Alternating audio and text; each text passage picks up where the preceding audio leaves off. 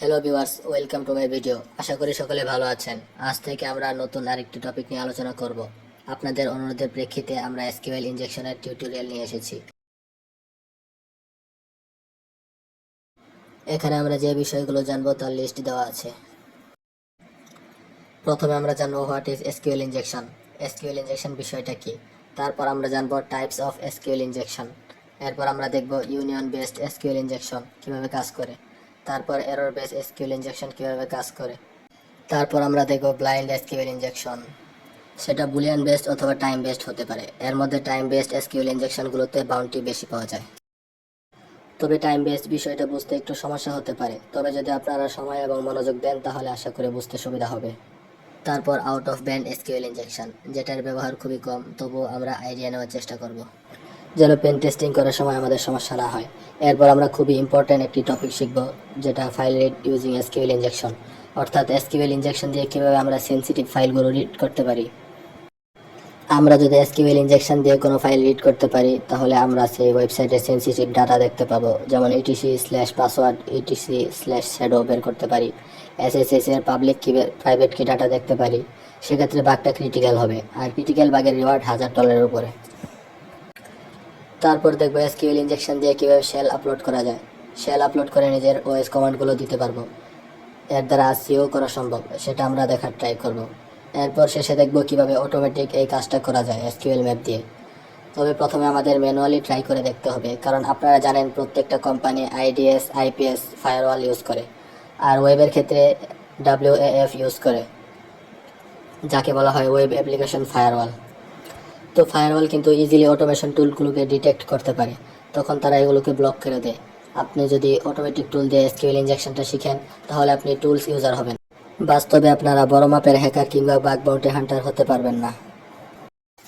SQL জিনিসটা কি সেটা জানার জন্য আমরা গুগল থেকে W3 স্কুলের ওয়েবসাইটে যেতে পারি। সেখান থেকে আমরা বিষয়টি বিস্তারিতভাবে জানতে পারবো। তো এসকিউএল বিষয়টা কিভাবে কাজ করে সেটা আপনাদের বলছি। মনে করেন আমাদের একটি ওয়েবসাইট আছে।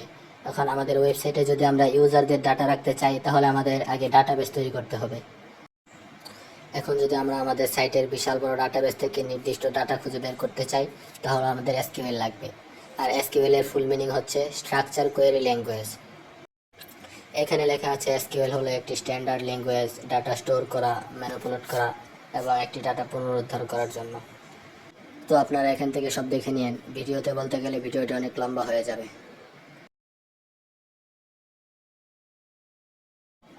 এরপর আমরা জানবো এসকিউএল ইনজেকশন কি। এসকিউএল ইনজেকশন আর a type of injection attack. আর ইনজেকশন অ্যাটাক বলতে বোঝায় ক্রস সাইট স্ক্রিপ্টিং অ্যাটাক, অর্থাৎ এক্সএসএস অথবা ওএস কমান্ড ইনজেকশন। এগুলো ইনজেকশন অ্যাটাক মানে সাইটের মধ্যে এমন কিছু কমান্ড দেওয়া যেগুলোর মাধ্যমে ডাটাবেস থেকে কিছু ডাটা বের হয়ে আসে। এসকিউএল ইনজেকশন অ্যাটাক মানে যেখানে আমরা এসকিউএল এর পেলোড বা সিনট্যাক্স ব্যবহার করে ডাটাবেস থেকে ইনফরমেশন গ্যাদার করতে পারি। এসকিউএল ইনজেকশন অ্যাটাকের মধ্যে এসকিউএল কমান্ডগুলো ব্যবহার হয়, যেমন সিলেক্ট অল অথবা ইউনিয়ন অথবা আপডেট। এই বিষয়গুলো আমরা প্র্যাকটিক্যালি দেখব। আশা করে বুঝতে পেরেছেন। তো আমরা মেন জিনিসে যাব, types of SQL injection. SQL ইনজেকশনের কী কী প্রকার আছে। তো এসকিউএল ইনজেকশন মূলত 3 ধরনের: inband SQL injection, blind SQL injection, out of band SQL injection. Inband বলতে বোঝায় আপনি সরাসরি একটা ওয়েব অ্যাপ্লিকেশনের সাথে ইন্টারফেস করে সেটার কাছ থেকে আপনি এক্সপ্লয়েট করতে পারছেন অথবা ইনফরমেশন নিতে পারছেন। আউট অফ ব্যান্ড মানে যেখানে আপনি সরাসরি কোনো অ্যাপ্লিকেশনের সাথে জড়িত না হয়ে থার্ড পার্টি কোনো ওয়েবসাইট বা থার্ড পার্টি কোনো মাধ্যমে ওয়েবসাইটের ডাটাগুলো দেখতে পারেন, সেক্ষেত্রে এটা আউট অফ ব্যান্ড হবে।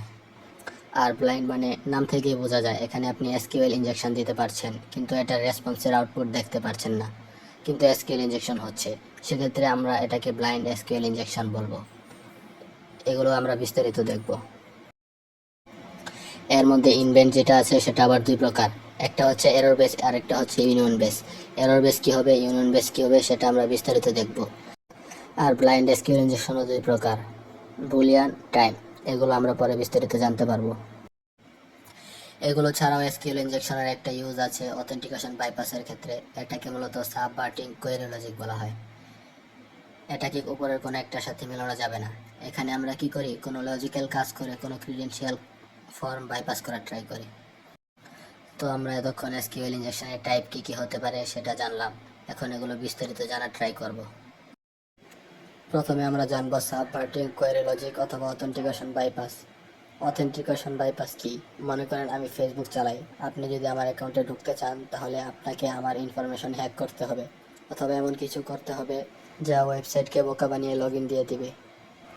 অর্থাৎ আমার কাছে একটা অবজেক্ট আছে যেটার মালিক আমি না, কিন্তু এমন কিছু করলাম যার কারণে এই অবজেক্টের মালিক হয়ে গেলাম। তবে এটা কিন্তু ব্রুট ফোর্স অ্যাটাক না। ব্রুট ফোর্স অ্যাটাকের ক্ষেত্রে ইউজার নেম বা পাসওয়ার্ড আপনি জানেন, কিন্তু authentication bypass user name password না জেনে আপনি বাইপাস করছেন। এখানে আমরা এসকিউএল এর লজিকটা ব্যবহার করি, যার কারণে একে বলা হয় সাবভার্টিং কোয়েরি লজিক। তো অথেন্টিকেশন বাইপাস লগ ইন পেজের ক্ষেত্রে হয়ে থাকে, অন্য ক্ষেত্রে পসিবল না। তবে এখানে আমাদের ট্রু স্টেটমেন্ট ব্যবহার করতে হবে, যেমন এক্সাম্পল ওয়াল ইকুয়াল ওয়াল, এটা সত্য। তো এখানে যেহেতু আমি ইউজার নেম পাসওয়ার্ড জানি না, তাই ইউজার নেম পাসওয়ার্ডের জায়গায় ট্রু স্টেটমেন্ট বা সত্য দিতে পারি, তাহলে এই ওয়েবসাইটটি বাইপাস হয়ে যাচ্ছে। এক্সাম্পল হিসেবে এখানে কিছু কোড দেওয়া হলো, লালগুলো আছে যেগুলো কমেন্ট, অর্থাৎ এরপরে যা আসবে তা কমেন্ট হিসেবে দেখা যাবে। এগুলো ব্যবহার করা হয়। আরও কিছু আছে যেগুলো নিচের লিঙ্ক থেকে দেখতে পারেন, গিটহাবের পেলোড অল থিংসের এসকিউএল রিপোজিটরি থেকে। তো আমরা এখন এটি একটি সাইটের মধ্যে ট্রাই করে দেখব। আমরা testphp.bangla.com যাব। এখান থেকে লগ ইন পেজটা খুঁজে বের করে নেব।